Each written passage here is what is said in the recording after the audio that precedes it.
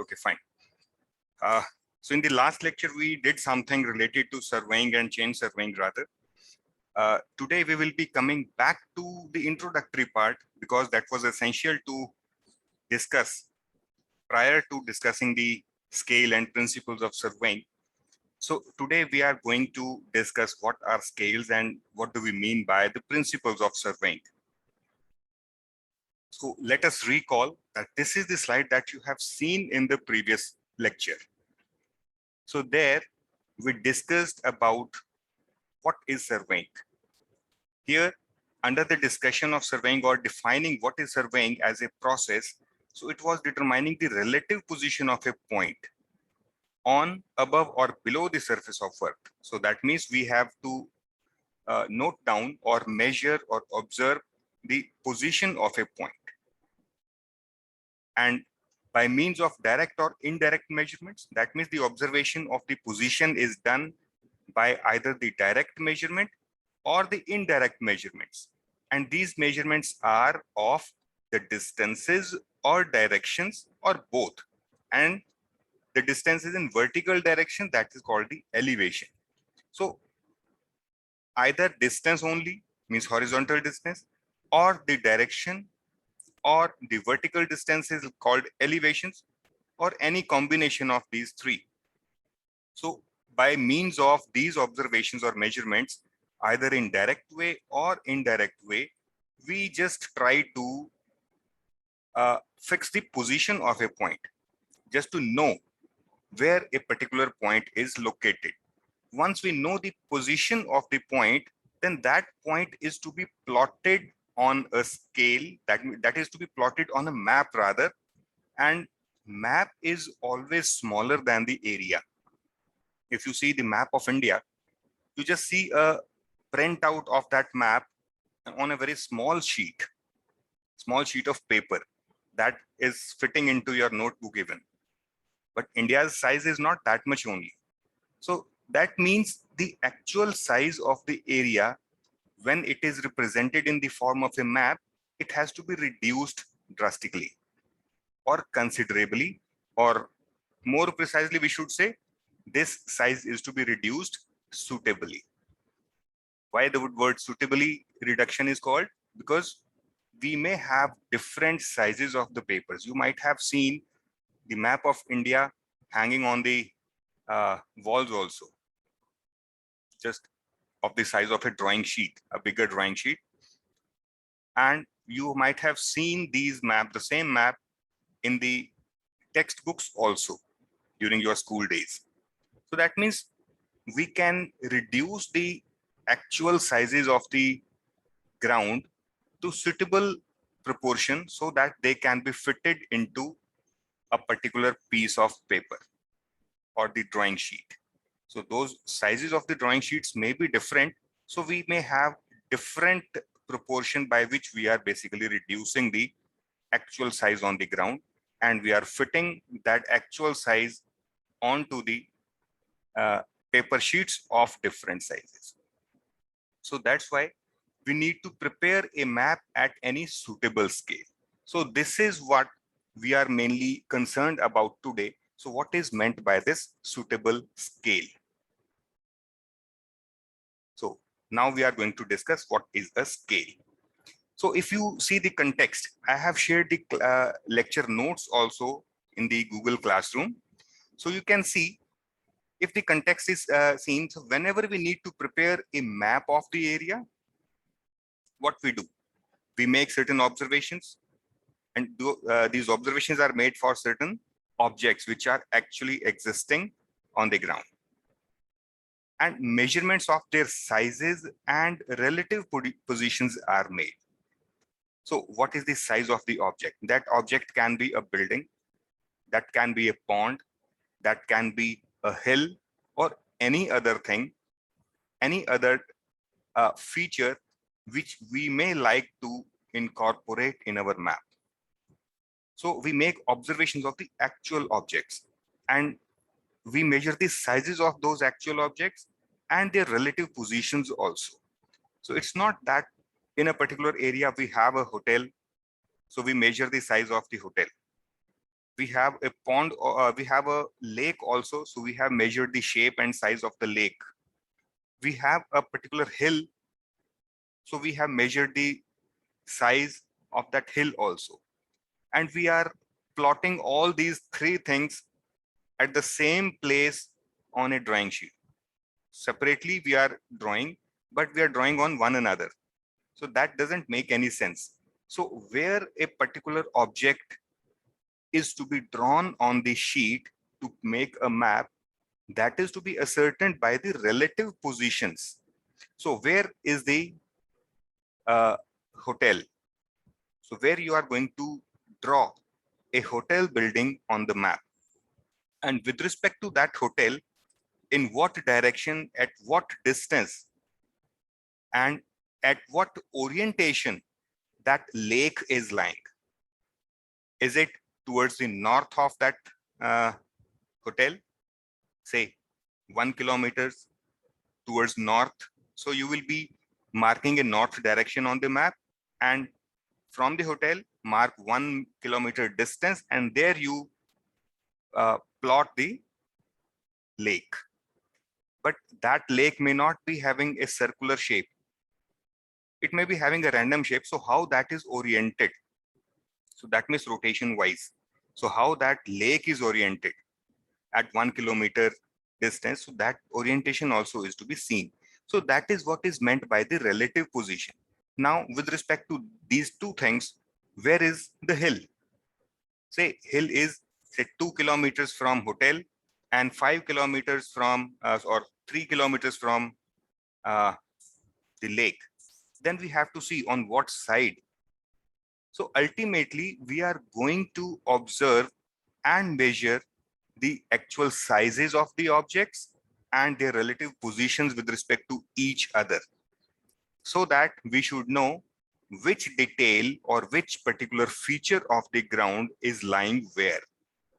And if we know this, then only we can plot these features or details onto the map correctly. So our map would be correctly representing the actual area. Okay, I think this thing you can always appreciate if you put all the things in a map just at one place only and keep rest of the map vacant or just plain, unoccupied. But in actual, that actual area is having all the things different at different places and different orientations. It does not mean that if you have one hotel, one hill and one pond, so all of them can be fitted anywhere on the map. So with respect to each other, they are to be fitted in the same way as they are actually appearing on the ground. So that is what is meant by these relative positions. So this is very important. So whenever we need to prepare a map, then we have to take the observations of the actual objects. And those observations include the sizes and relative positions. So these things are very important for making a map. Then what is done? These actual dimensions are very large as compared to the size of the paper on which we want to plot the map. So this is also true.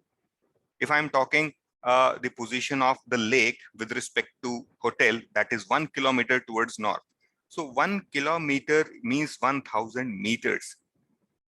And the drawing sheet that we are going to use, that is hardly of the size of 1 meter. If you put it on a drawing board, you might have seen a drawing board during your first year in the engineering drawing classes. So generally we may use a smaller sheet also, just like an A4 size paper.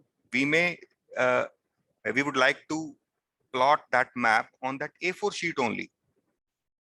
Even then it is possible. But the thing is, the size of the paper on which we are going to plot the map is very small as compared to the actual size of the city or the area whose map we are going to plot on the sheet. Okay, so these actual dimensions are very large as compared to the size of paper on which we want to plot the map. So this is the problem. These are the actual observation. We need to plot them on a piece of paper which is very small. Then what we need to do is we reduce all the dimensions in same proportion so as to fit them into the available space on the paper sheet. Okay, so we have to reduce all the dimensions. So this all is very important here. So we have to reduce all the dimensions. It's not that distance of hotel and lake that is reduced, but the distance of hotel and the hill that is not reduced. So you're not going to plot a hill at 2 kilometers or 3 kilometers from the hotel. Again, that is also to be fitted on that paper sheet only. So that dimension is also to be reduced in the same proportion. Okay, if you don't use same proportion. So first of all, all the dimensions are to be reduced. That is important. And the second important thing is same proportion. So if you reduce the distance of 1 kilometer to say 10 centimeter on the drawing sheet. So you can plot 10 centimeter on the drawing sheet.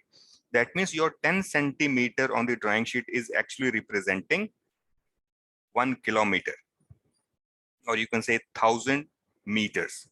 So in the same sense, if you want to reduce the distance of 2 kilometers, that is the distance of the hill from the hotel, then that 2 kilometers will be represented by 20 centimeters, because 1 kilometer is being represented by 10 centimeters on the drawing sheet. So 2 kilometers will be represented by 20 centimeters. And if you don't use the same proportion and you just reduce it to be represented by 10 centimeter again, then your map will give you a false view. When you look at that map, you will feel that the scale, as per the scale used, the distance of lake as well as the distance of the hill from the hotel is same, because on the map that you are reading, it is both 10 centimeters. Okay, but in actual, if you see, the actual picture is lake is at 1 kilometers and hill is at 2 kilometers. So you have to use the same proportion. It's not that some distance is reduced by some proportion and other distance is reduced by some other proportion. Then your map will be distorted. Okay, so that we don't want. So we will reduce all the dimensions. This is important. Second thing is in the same proportion. So both the things are very important. And what will happen with this? So we will be able to fit all the details onto the available space on the paper sheet. So now, if we have understood this concept, this context, why we need the scale, then we would be able to understand this definition. So scale is a fixed ratio. That is the same proportion we were talking of. It's a fixed ratio that every distance on the map is also called a plan. You might have heard about this word plan in the engineering graphics or engineering drawing classes. Plan means the top view. So map is basically top view of the area. So scale is a fixed ratio that every distance on the map or plan bears with the corresponding distance on the ground. Okay, so this ratio is basically between the distance on the map and the corresponding distance on the ground. So I hope you know the meaning of this word corresponding here. That means if you're talking of the distance on the map, if you're talking of the distance of hotel and the lake, so the ratio will be the distance of hotel and the lake on the map and the distance of hotel and the lake itself on the ground. So these two things are corresponding. That means you cannot take the ratio of the distance of hotel and lake on the map to the hotel and hill on the ground.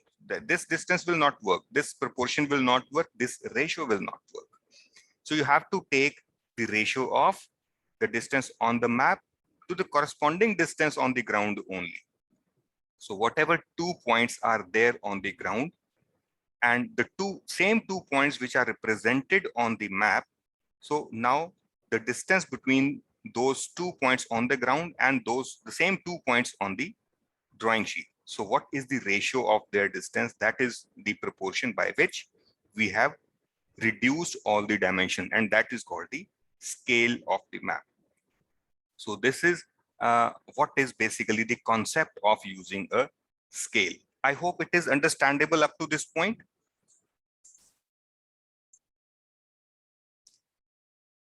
Okay, so let us move on. Some more detail about this scale.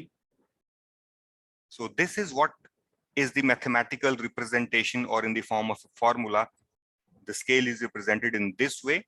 Just the definition that we have seen in the previous slide, it is being shown in the form of a formula.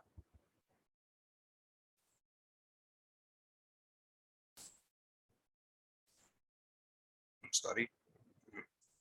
Yeah. So this is the distance, map distance upon the ground distance. Now this is an example. See it carefully. If a map is prepared such that 100 meters of actual distance means the distance at the ground. So if a map is prepared such that 100 meters of actual distance on the ground is shown by 1 centimeter on the map. Okay, that means 100 meter of actual distance on the ground is shown by 1 centimeter on the map. Then the scale is written as, this is the formula. Use the same formula here. Map distance. Hello. Yes, you want to ask something? Yes, sir. One of our friends, Ratandeep, is still waiting to join the lecture. Okay, just let me see. Okay.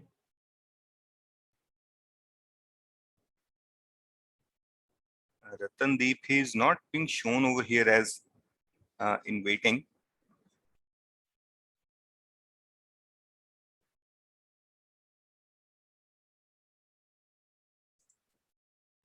He is texting me again and again, talking about how to attend the class. Just a minute, He because is he there, is not, this Zoom is not showing me any waiting student. Okay, sir.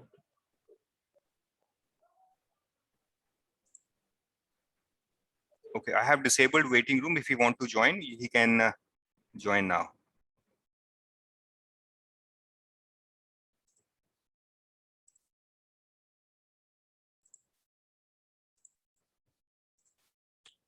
Okay, you can send a message to him. If you want to join, he will be able to join now, I think. Yes, sir, Anyways, I did. Okay, thank you. So coming back to this thing, you see this example, if the map is prepared such that this 100 meter of actual distance on the ground is shown by 1 centimeter on the map, then what would be the scale and how it will be represented? Because if you see this particular formula, or the way how the scale is represented, the map distance, the distance on the map, that is 1 centimeter, because on the map you are representing it by 1 centimeter. So distance on the map, it is in numerator, so it is 1 centimeter. And how much distance it is representing? Actually 100 meters of the actual distance, or the ground distance. So this ground distance is 100 meters. So 1 centimeter divided by 100 meters. So this is how we represent a scale. And this is also represented in this way, like 1 centimeter is equal to 100 meters. Okay, so we do not write 100 meters equal to 1 centimeter. So here you have to pay some attention that mathematically, if you are writing 1 centimeter is equal to 100 meters, so mathematically it is wrong. So it is just the representation. So whenever we speak this thing, we speak it like 1 centimeter is equivalent to 100 meters. It's not equal to, equivalent. So we consider it to be of the same value.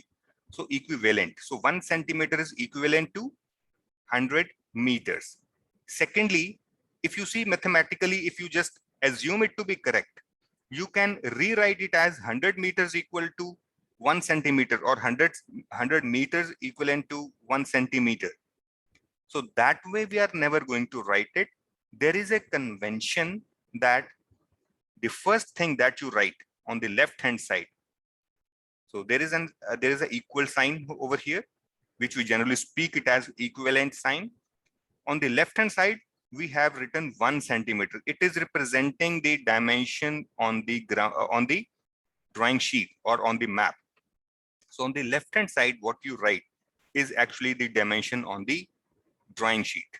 And on the right hand side, what you write is the corresponding dimension on the ground. Okay.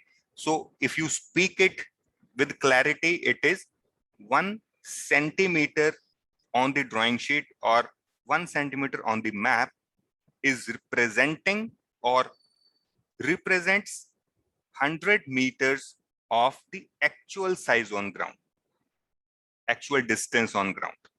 Okay. So 1 centimeter on drawing sheet represents 100 meters of actual distance on the ground. Okay. So this is how we speak it with clarity. On the left hand side, we always write what is being represented on the map or on the drawing sheet. And on the right hand side, we write what is being actually represented. That means 100 meters of actual distance is being represented. So the ground distance will be here on the right hand side. I hope it is clear.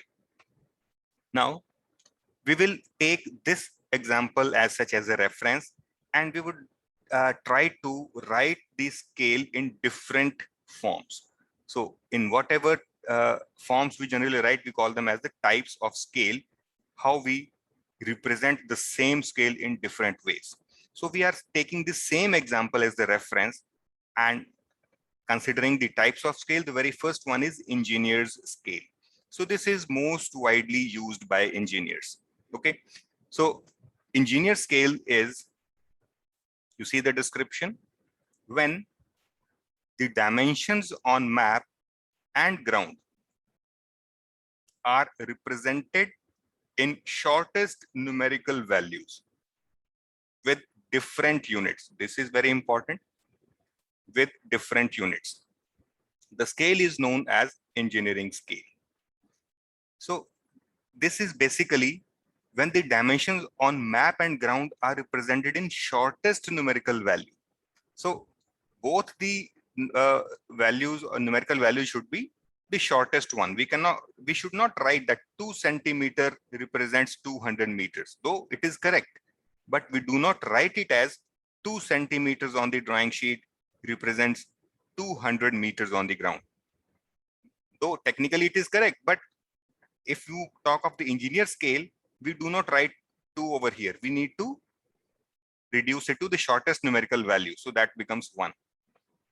So generally left-hand side value is represented by 1 in the numerical form, and it has got certain unit also. So means a more convenient unit for the drawing sheets is basically the centimeter. Okay.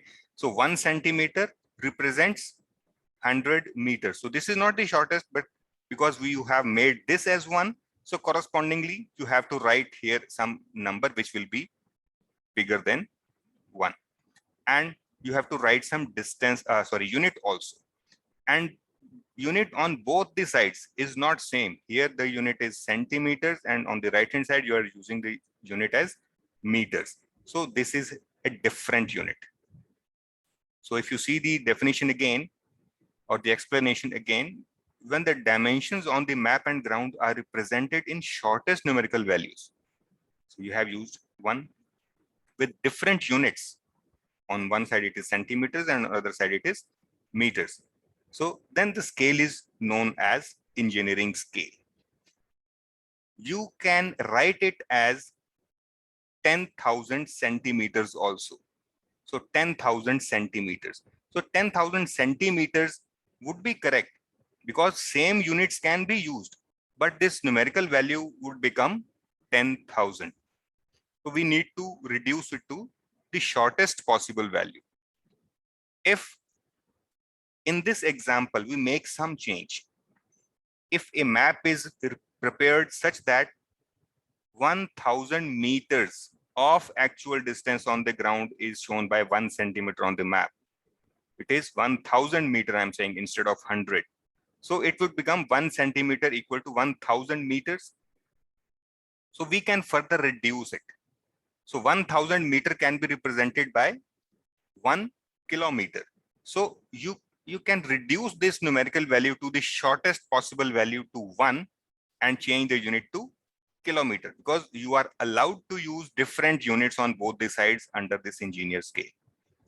So in that case, you will not write 1 centimeter equal to 1000 meters, though it is correct, but we do not write as engineer scale. Then we will write as 1 centimeter equivalent to 1 kilometer. We try to reduce, we try to represent these numerical values in the shortest possible way. Okay, numerical values should be the smallest possible. For making it smallest, we can use different units. Okay, on both the sides, we can have different units. So this is important. So this is what is called engineer scale. The same numeric, same example, which engineer scale is writing it as 1 centimeter equal to 100 meter over here. Then other type is the fractional scale, the same representation as fractional scale would be the scale on which 1 unit of length on the map represents some number of same unit of length on the ground. Here you have to use the same unit. If unit is same, then of course you have no control over the numerical values. Essentially, you have to take the same unit on both the sides. Like here it is 1 centimeter and here it is 100 meters. So here you are using the unit centimeters, on the right hand side it is meter. Here also you have to use centimeters. So you need to convert this entire value of 100 meters into centimeters. So that would become 100 multiplied by 100, these many centimeters. So that would become 1 centimeter equivalent to 10,000 centimeters. Okay. So if the unit is same on both the sides, then there is no use of writing the units. Similarly, if you reduce, if you increase it to 1 kilometer even on the drawing sheet, 1 kilometer on the drawing sheet, which is never possible. But if you see 1 kilometer on the drawing sheet would be representing 10,000 kilometers of the actual size. If you write in terms of same units, so 1 centimeter is representing 10,000 centimeters. 1 millimeter will be representing 10,000 millimeters. So 1 meter would be representing 10,000 meters, because on both the sides, unit has to be the same. So numerical values would not change now with the change of unit. If you convert these centimeters into millimeters, so you have to convert these centimeters into millimeters also. Like here, what we have written is, in the above example, the fractional scale is written as 1:10,000. And in this, 1 centimeter represents 100 meter multiplied by 100. This 100 is basically converting this meter into centimeters. That is 10,000 centimeters. So what you see over here is 1 centimeter represents 10,000 centimeters. And if you convert this centimeter into millimeters, it will become 10 millimeters. So this will also become 10 times. Again, writing to the shortest numerical value here, 1. So 1 millimeter would be representing 10,000 millimeters. So this will be 1. This numerical value will remain 1, and this numerical value will remain 10,000 always, irrespective of the unit that you choose. If you choose millimeters, it will be millimeters on both the sides. If you use centimeters, again, it will be centimeters on both the sides. So once the unit on both the sides are same units, then there is no point of writing those units. Okay, so everything comes under as a ratio form, that is in the form of a proportion only. We call it as a fractional scale. So it is represented as 1:10,000. Okay, so it is representing the same scale but in different way. engineer scale was representing the shortest numerical values. So that's why different units were allowed, but fractional scale makes it compulsory to use the same unit on both the sides. So if the same units are used, then it will be a fixed ratio among their numerical values.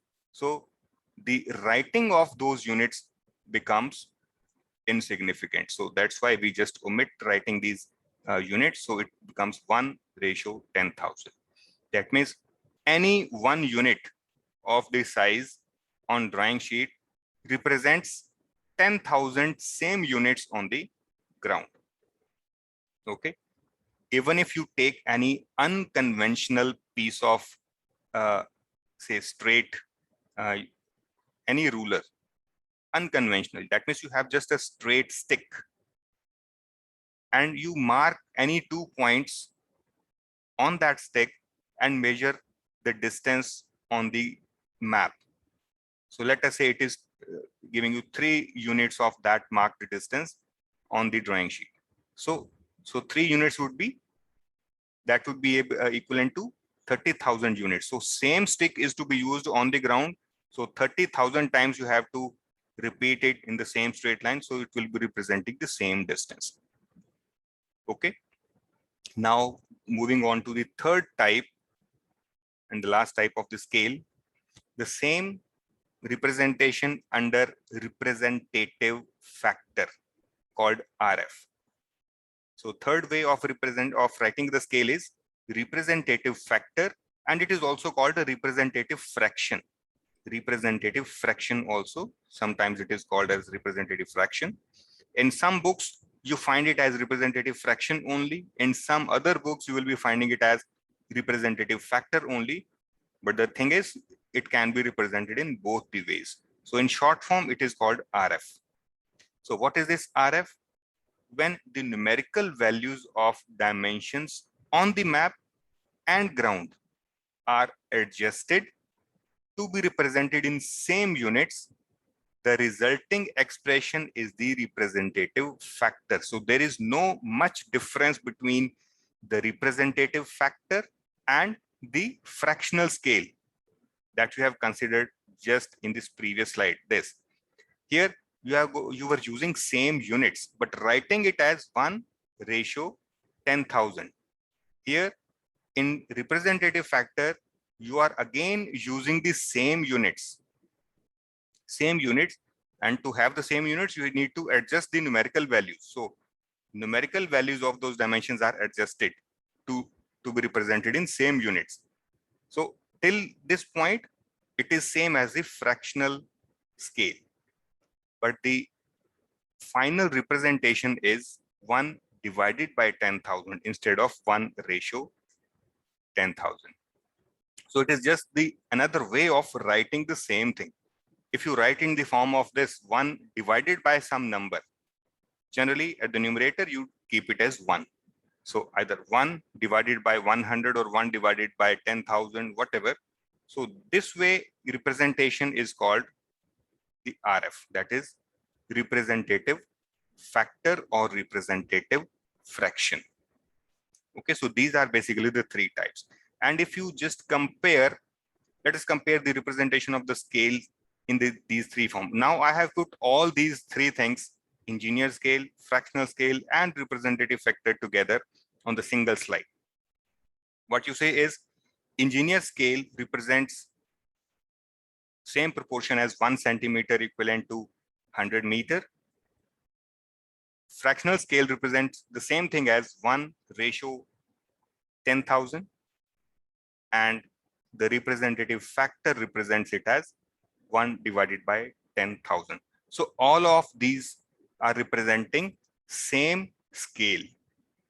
So scale being represented by these 3 ways or 3 representations is same, because whatever they are representing, they are actually representing this particular example when the map is prepared such that 100 meter of actual distance on the ground is shown by 1 centimeter on the map. Okay, so this is how a scale is represented. I hope up to this point Everything is clear, because here we are just ending the topic of scale. If you have any queries, you can unmute yourself and ask, please. No queries, sir. All clear. And what about rest of the students? They should also just say if they don't have any query.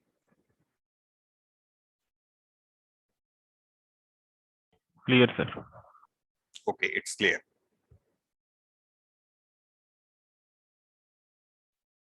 We are having 8 students at present. Ayush Gupta, do you have any query till now? No, sir. Okay, fine. Then Meenakshi, Yes, sir. you have any query till now? No, sir. Nice. And Megha, Morning, sir. No, sir. okay, very good morning. Then Mukesh Kumar, Yes, sir. do you have any query till now? No, sir. Okay, then Ramanpreet Kaur, Yes, sir.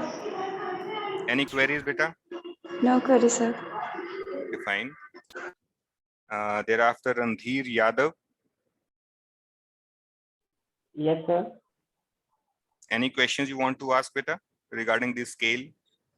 No, sir. All clear. Okay, very nice. Randhir Yadav, ho gaya. You are joining with 2 different names? Yes, sir. Actually, there is some network issues sometimes. That's why. Okay, then Ratandeep Singh, Yes, sir.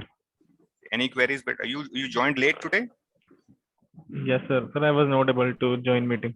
Okay, actually you were not being shown as in waiting list.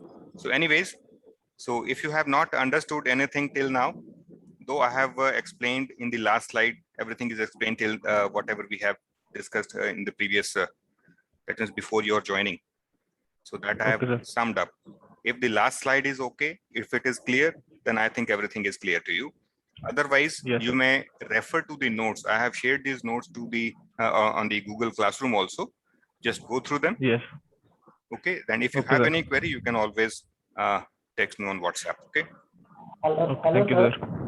Okay. Hello, sir. Randhir is speaking. Yes, Randhir.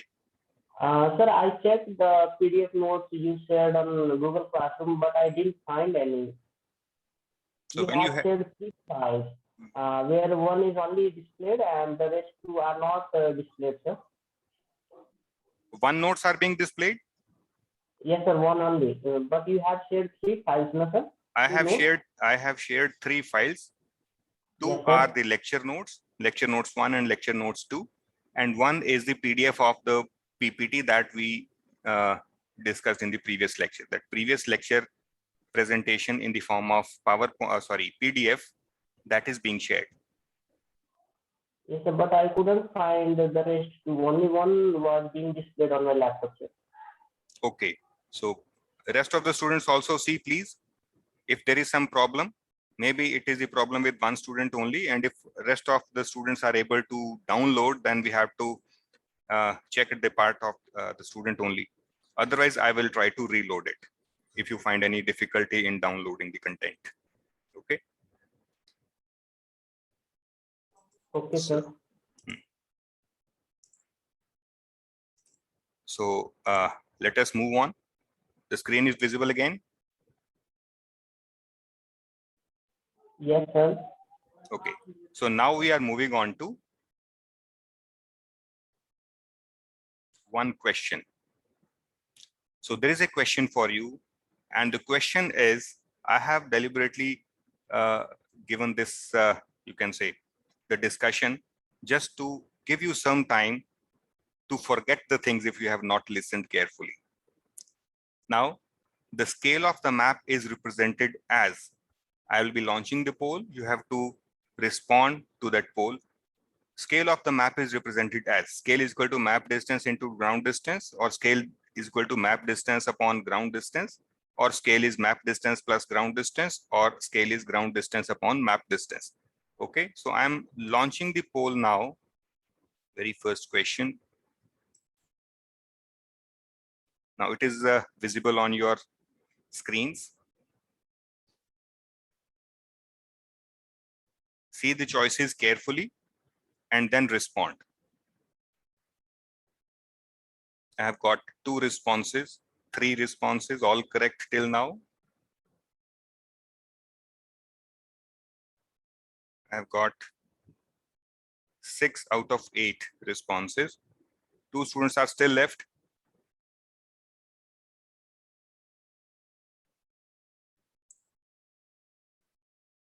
All of you are supposed to answer to these polls.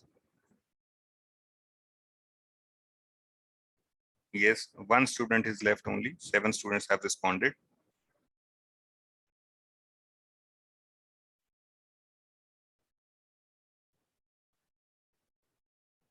Hurry up, please.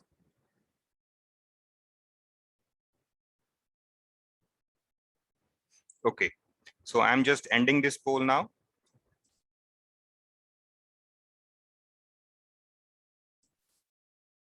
See the results. So 6 students have responded to the second option, that is scale is equal to map distance divided by ground distance, and it is the correct one. 1 student has responded as ground distance upon map distance, which is wrong. Kindly go through the previous slide. If you have taken the screenshots, then you can see that. Otherwise, you can always refer to the notes also that I have shared, or I'll be sharing the PDF of this presentation also after this class, so you can see it there also. So scale is represented as map distance divided by ground distance. And 1 student who could not respond to this poll, maybe the content is not clear to that student. So if you have any doubt, you should feel free to ask me anytime, because if you just leave your doubts unanswered, then you will carry these doubts throughout the degree and even beyond the degree also. After you complete your this BTech degree, you will be entering into the professional world and no one would be actually helping you to answer your queries. There, everyone would be expecting you to perform only. No one will be helping you to learn, because there is a competitive world. So you need to clarify your doubts here itself. So I'm just stopping this result share.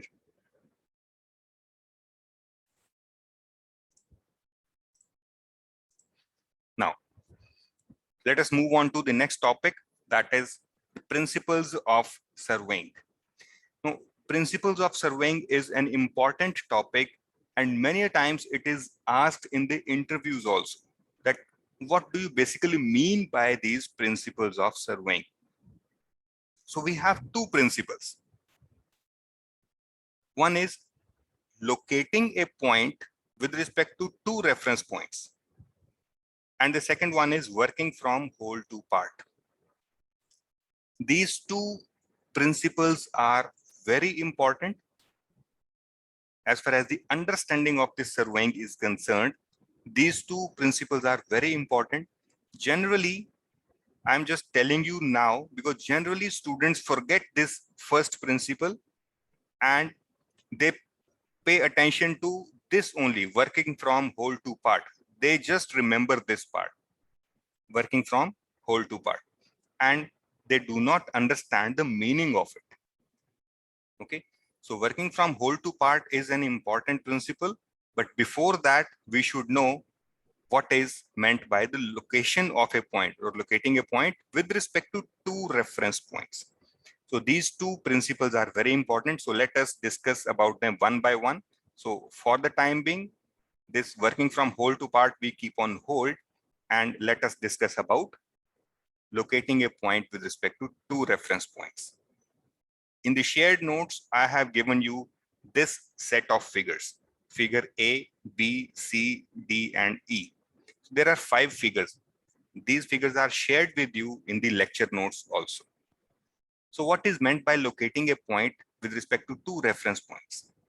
It is if you have point P and point Q on the ground as well as on the drawing sheet, and there is a point on the ground called R. So name of the point is, say, R. You need to plot this point R on the drawing sheet also. Okay, just listen again.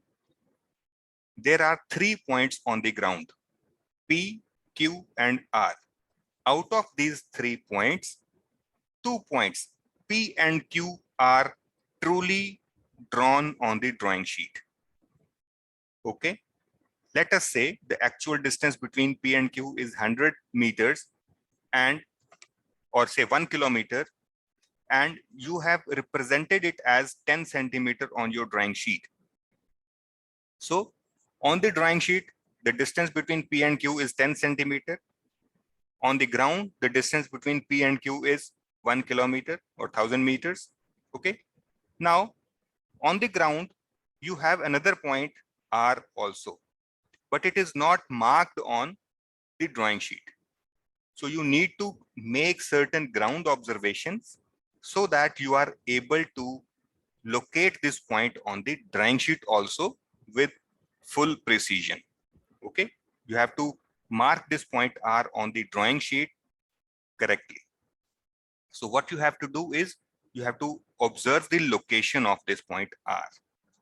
And this principle says you have to locate any point with respect to 2 reference points, and these reference points are P and Q.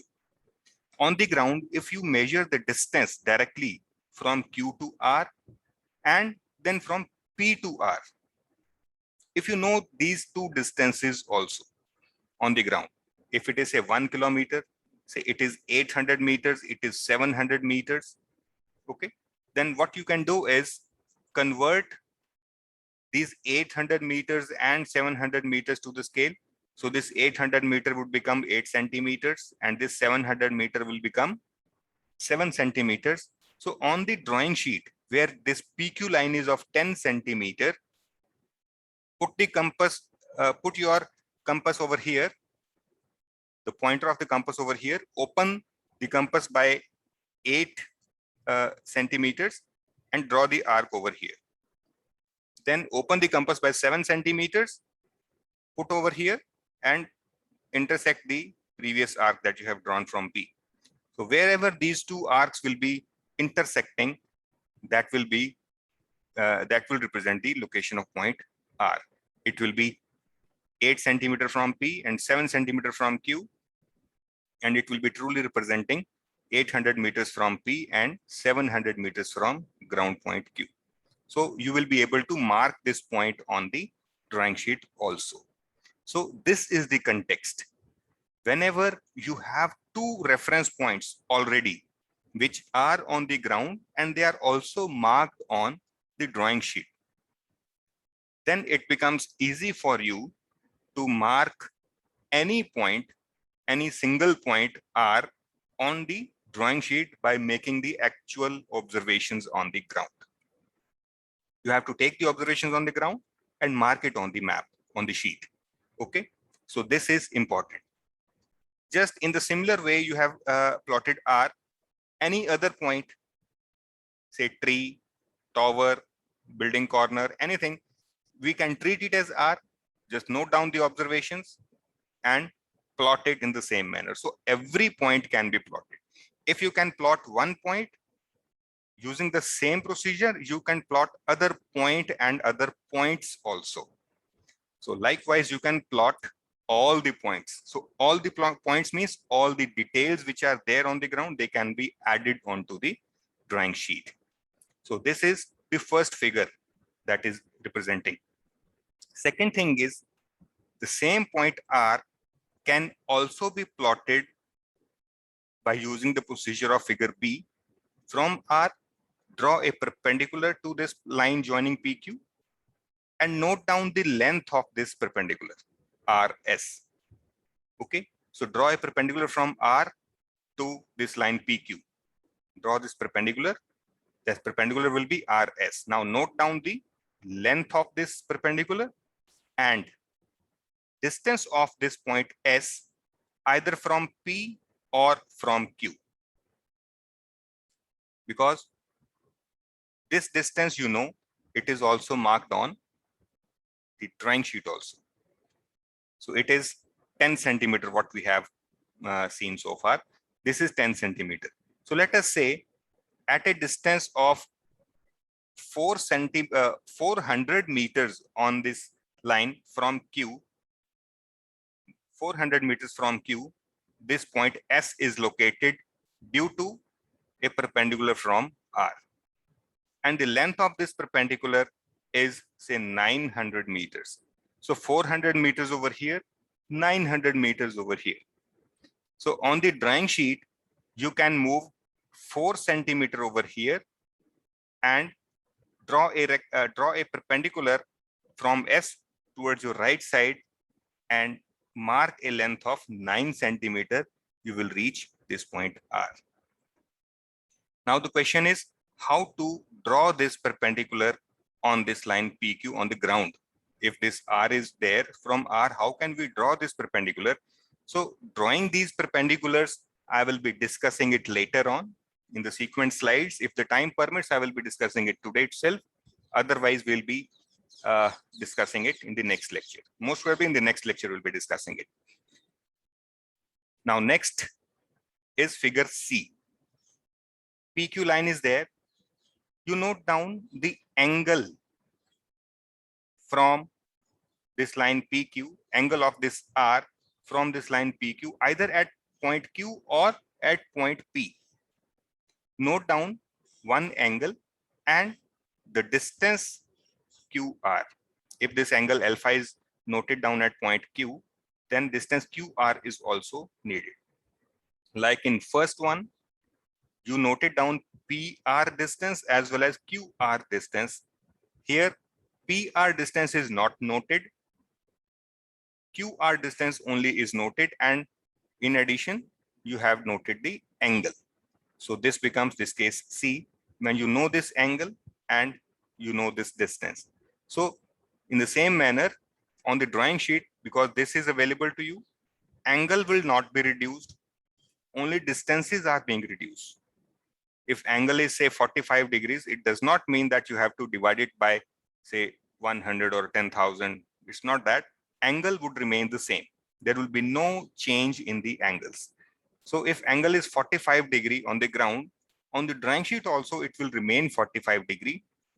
And if distance is 700 meters on the ground, so you will be putting drawing a line at this particular angle, say 45 degrees, and then along this line move a distance of up to 7 centimeters on the drawing sheet, so you will reach the point R.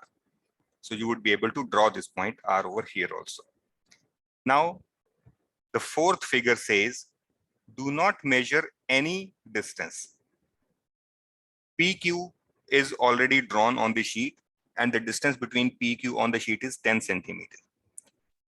You go to point P on the ground and note down the angular displacement or angle between PR and PQ, that is angle beta. Go to point Q, note down this angle alpha between QP and QR. So note down these two angles only. No distance is observed, only angular measurements are done. So on the drawing sheet, you just create this angle and draw this line at angle alpha and extend it to this side. Similarly, at P, draw this angle beta and extend this line to this side. So where these two lines are intersecting, that will be representing point R. Okay, so these four methods are highly accurate. The fifth method, it is not that accurate, but still it finds some use somewhere. It is similar to this figure C. You have noted down this angle alpha, but in figure C, you have noted down this distance also for the same line QR. Here you are not noting the distance of QR, rather you are noting the distance from the other point. So angular measurement is taken at one point, but the linear measurement is taken from the other point. So this is not that accurate. So you need to draw this angle and extend a line in this direction and put a compass over here, open it to the scale as per this distance and draw the arc over here. it will give you point R, but this will not give you one single point R, because from this point, you will be drawing an arc in this fashion. Okay, if this in this fashion you just note the movement of my arrow. Okay, so here you will be marking the arc, and it may intersect this arc at two different points. From on the both of these points, the distance that you have noted will be the same. Okay, so that's in this particular figure, you may get two positions of R on the drawing sheet. Then you have to just compare it with the ground reality. So which one of these two is a better or is the correct representation, then you have to adopt that. But if one person goes into the field and comes with this observation, that is angle alpha and this distance PR, and he just handed over to you this angle alpha and this distance PR, and the map is handed over to you. Now you have not seen the actual position on the ground. Just on the basis of the data provided to you, when you try to plot it, you will be confused that which of the two positions of R is the correct one, because both of these positions are representing same angle and same distance. So the data provided to you is being satisfied for two different locations of R. So such kind of thing is generally avoided. These four figures represent the correct plotting and correct observation for locating the point, any point with reference to 2 points. Here, the two reference points are P and Q. And if you do not have any pair of points with respect to single point, it is always difficult to make the reading, because if you have, say, only this point Q is there, there is no point P. If there is no point P, then there is no point of having this line also.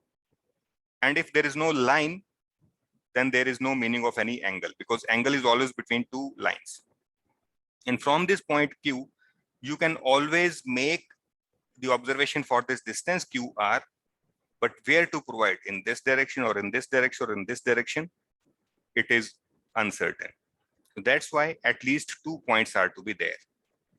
Now, 2 points are there and we have made the observation, we have plotted also.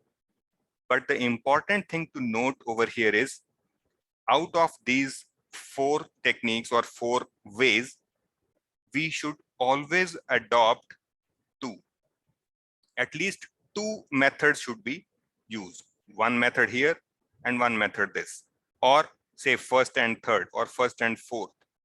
So that first method is whatever method you use, say you are using 2 methods, one method will be used to locate the position of this R on the drawing sheet accurately, and the other method will act as a check.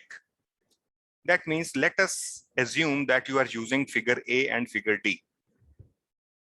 So according to figure A, you have noted down the distance QR as well as PR, and you have plotted the position of this R on the drawing sheet. Secondly, you have also noted down the angles alpha and beta on the ground.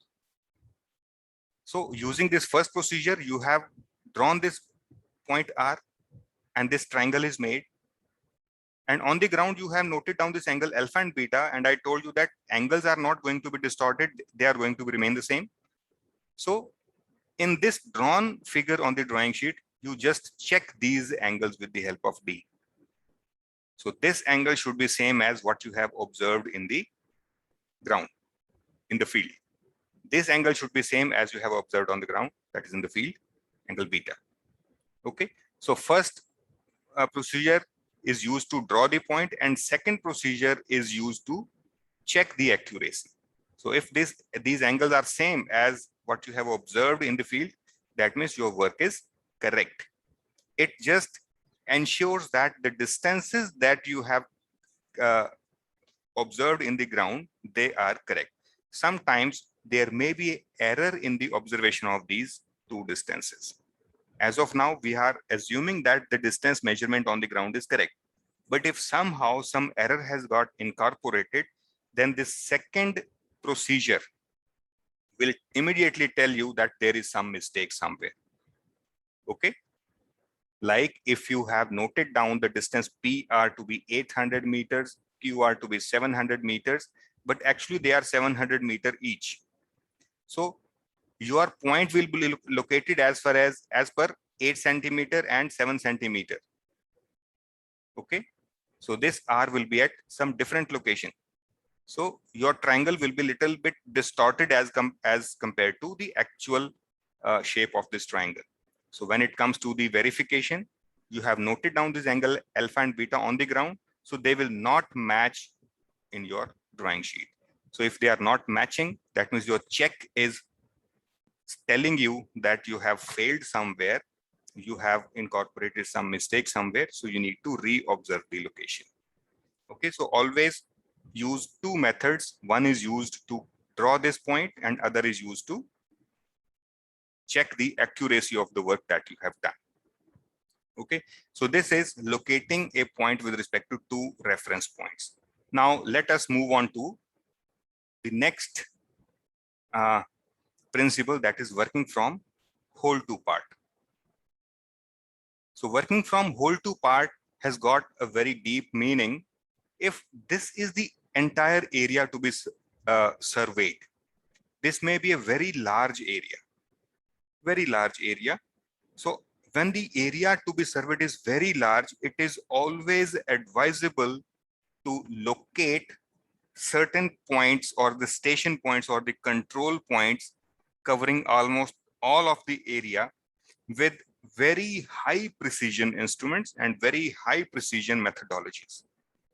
That means on the drawing sheet, these red triangular points are to be located with high precision. Highly, you can say, sophisticated equipment are to be used, and error-free methodologies are to be used, and you need to plot them on the drawing sheet very precisely. Okay, because this entire area is very large.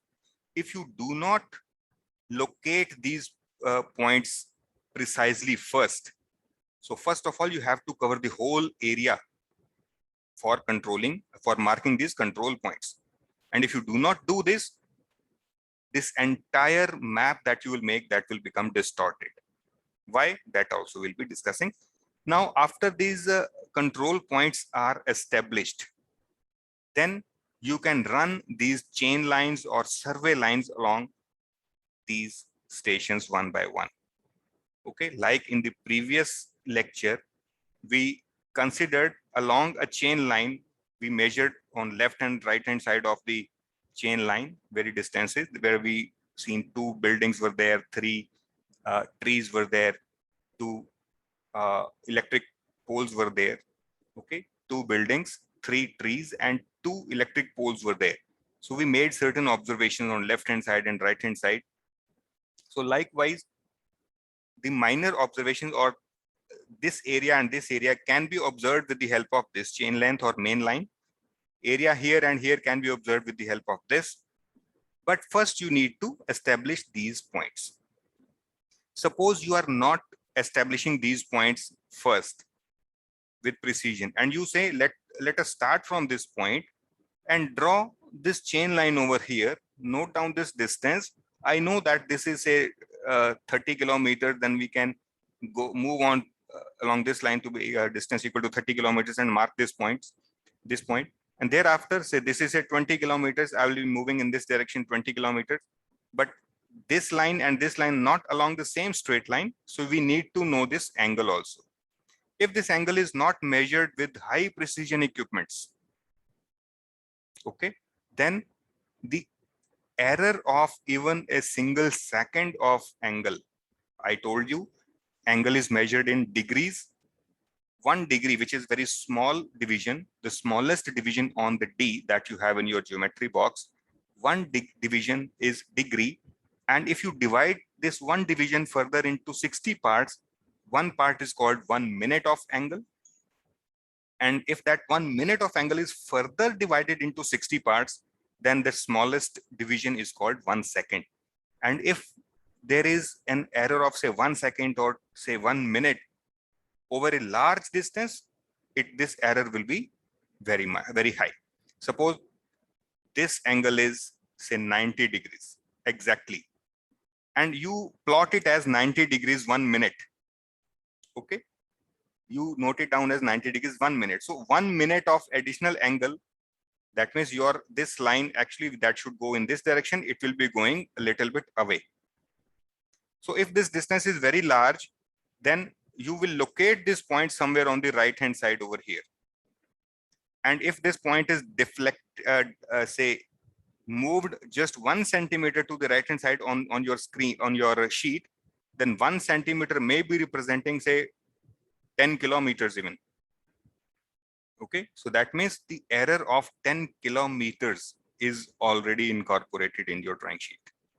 Okay, so that's why before you start taking the observations, you need to locate these points with full precision so that there is no scope of any error. So once this shape of this say pentagon in this particular case that is fixed, then minor details you can observe with lesser precision also, because any error in this portion will not be propagated to this point, this portion. That will not be propagated to this portion. Ultimately, they will be compensatory. Otherwise, if every time you measure 1 minute of angle extra, so after using this as the reference line, this point will be somewhere on the right hand side. Then from this point, this angle is to be measured 1 minute extra, and that will be plotted on this side. And this will be further on this lower side over here. Third point will be somewhere here, and fourth point will be somewhere here. Instead of this point, after this point, you will be landing back somewhere here. Okay, so that's why you need to plot this pentagon or this particular network or traverse with full precision.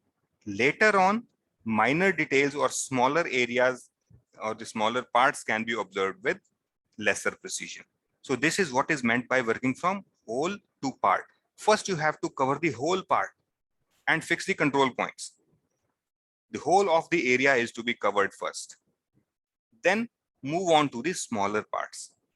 Okay, that is what is meant by whole to part, not part to whole. So this is what is meant by working from whole to part, and these are two important principles of surveying. Like you have seen this chain line over here.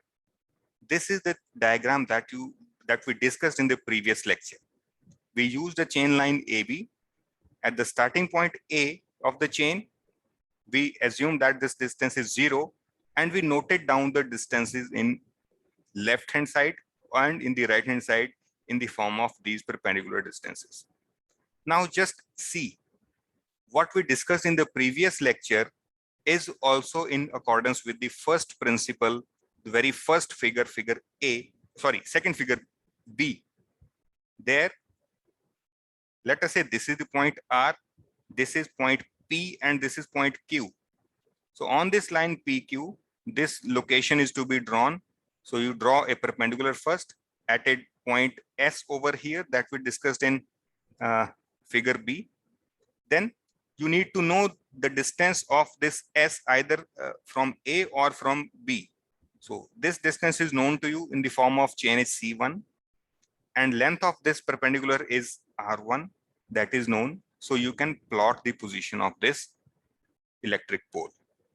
Similarly, at a distance from A, at a distance C2 from A, you have drawn a perpendicular from this tree to this point, and this length of the perpendicular is L1. So you can draw this location of this tree over here. Okay. In the same manner, you have different observations corresponding to figure B of the procedures that we have just discussed in the previous slide. Okay, but here you have you also saw these two purple lines also, which are not perpendicular.